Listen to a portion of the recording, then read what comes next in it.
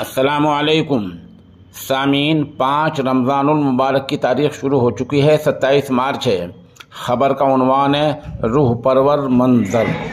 चंद video शाही मस्जिद दिल्ली की है, जहां इफ्तार का समा है, इफ्तार का माहौल है, अजान मगरिब की हो रही है। वहीं से सीनियर सहाफ़ी डॉक्टर अज़मतुल्लाह खां हमारे राब्ते में हैं। ये चंद वीडियो दिल्ली की हैं। दूसरे पैराग्राफ में चंद वीडियोज़ हरियाणा के शहर अम्बाला की दीनी इदारा जामिया दारुस्सलाम की है, जहां हरियाणा वक्फ बोर्ड के एडमिनिस्ट्रेटर चौधरी जाकिर हुसैन, वक्फ बोर्ड के आला अफसर अयाज महमूद, दीन मोहम्मद इकबाल खां और दूसरे लोग वहां तशरीफ़ लाए हैं। हिंदू मुस्लिम इफ्तार पार्टी में शरीक हुए हैं। वहाँ से मौलाना जावेद नदवी हमारे राब्ते में हैं।